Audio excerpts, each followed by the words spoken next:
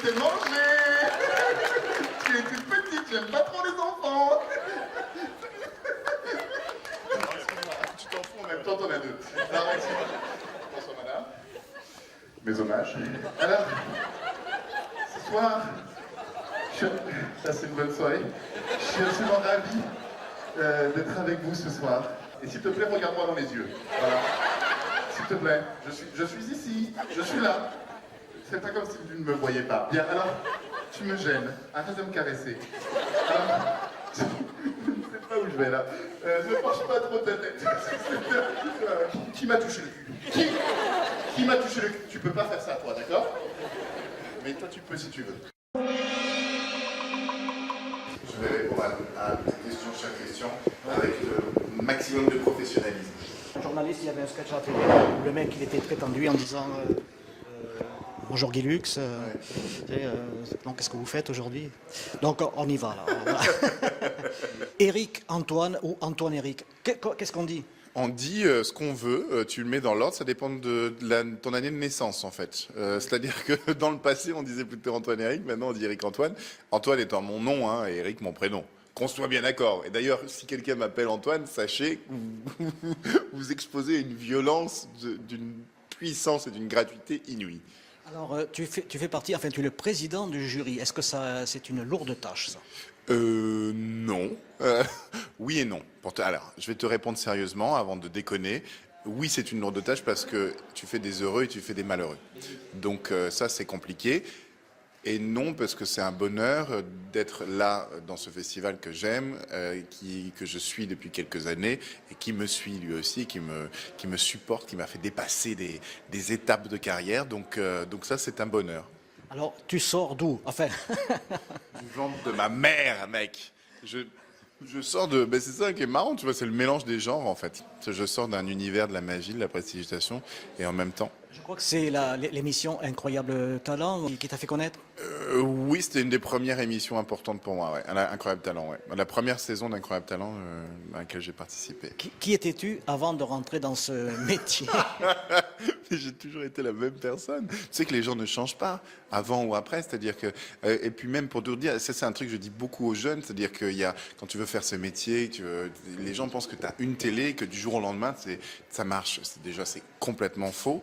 C'est-à-dire que du jour au lendemain rien ne marche, c'est-à-dire que tu as une petite exposition, tu vas peut-être déclencher la curiosité de quelques journalistes, un truc comme ça, et peut-être que ça va faire boule de neige, mais ça prend toujours du temps.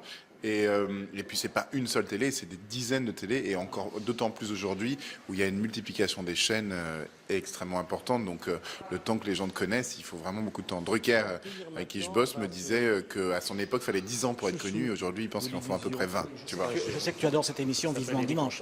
Je l'adore, j'y travaille. Voilà. Donc voilà, après, je te dis oui, Incroyable Talent était très important, mais... Alors, c'est pas tu es ce que l'on appelle un prestidigieux... Comment tu te définis, en fait?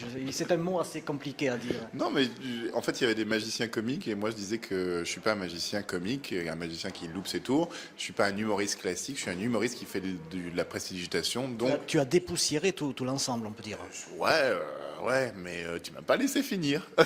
Excuse-moi, j'ai le tort de couper les gens, c'est pas propre. J'ai créé un thème qui s'appelle l'humour illusionniste, voilà. Et ouais, dépoussiérer, oui et non. C'est-à-dire qu'il y a des magiciens qui... Enfin, l'art de la magie n'est pas ringard. C'est les magiciens qui la pratiquent qui parfois le sont, voilà. C'est-à-dire qu'il y a des magiciens qui font les tours de la même manière qu'on les faisait il y a 20, il y a 30, il y a 100 ans. Et ça, en effet, c'est un peu poussiéreux. Mais dans le monde magique, il y a énormément de modernité, il y a du propos, il y a du sens, il y a plein de choses. Est-ce que peut-être comme Dany Larry, à l'âge de 7 ans, qui rêvait d'être magicien, il est arrivé. Est-ce que pour toi, ça a été un petit peu la même chose ou complètement différent? Non, oui, c'est différent et en même temps, tu as un fantasme. En effet, moi j'ai vu un magicien quand j'avais 7 ans et c'est vrai que c'est une des choses qui m'a marqué, qui est fondatrice dans le métier que je fais aujourd'hui.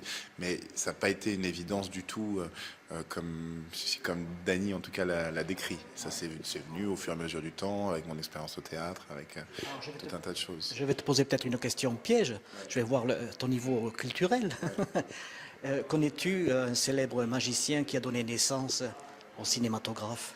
Bien sûr, c'est Georges Méliès, bien entendu. Le fameux Georges, que j'adore. Bah oui, qui n'aime pas, et d'ailleurs les gens même qui ne le connaissent pas l'aiment, puisque c'est pas vraiment, il n'a pas donné naissance au cinématographe, il a créé énormément d'effets spéciaux, il a révolutionné le genre qui existait déjà, puisque c'était les frères Lumière qui ont créé le cinématographe. Enfin, ils étaient simplement des journalistes de l'époque qui ne croyaient pas en leur invention. Hein. Oui, mais c'est quand même eux qui l'ont créé. Donc, alors que Georges Méliès, lui, il l'a démocratisé, il a créé une écriture, il a créé une dramaturgie, et puis il a créé surtout énormément d'effets spéciaux, et en plus on connaît qu'une toute petite partie de son œuvre, puisque beaucoup de choses ont été perdues. Parce que sur 500 films, 250 en moyenne ont été retrouvés. Voilà. Eh bien, cher Eric, je te remercie au nom de CGR Reportage, il faut le dire. Merci CGR Reportage. Et puis bon vent au Casino de Montreux, et puis l'Olympia à Paris, voilà. Et puis Merci. merci à toi Eric, de ta générosité Mais de rien. et de ta grandeur. Ne Ah, change rien. une dernière question. Ouais. Es-tu assuré pour tes cheveux? Non, ni mes mains, ni mon corps n'est assuré. Je compte sur la providence. Voilà. Merci, et puis bonjour à Bernard. Je lui transmettrai. Salut Christian. Voilà.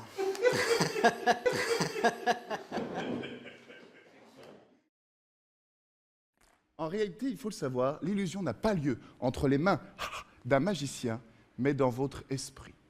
Vous pouvez croire que des choses existent alors qu'elles n'existent pas.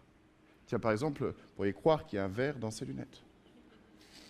En fait, il n'y a jamais eu de verre dans ses lunettes depuis le début. Sauf dans votre imagination, monsieur. Parce que le verre n'a jamais été là hein, depuis le début. Puisque depuis le début, il a toujours été ici. À la vôtre, santé. Merci beaucoup. Comment vous appelez-vous? Marie? Oh, ça reviendra à la mode.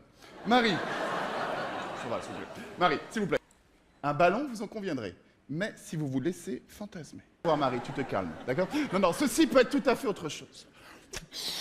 Grâce à votre faculté de rêver, de croire, de fantasmer, ce modeste ballon jaune pourrait devenir, je ne sais pas moi, un soleil, Marie. Toi et moi, tu vois. Tu te calmes, ok? Ou la nuit, ça pourrait être un coussin, voyez? Mais moche. Ou une ampoule, voyez? Mais avec une baguette magique des banlieues parisiennes.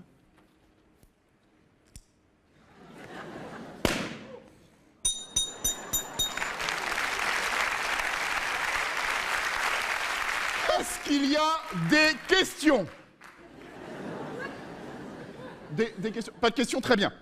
Donc nous allons pouvoir commencer cette conférence qui aura pour sujet, vous l'aurez compris, réalité ou illusion.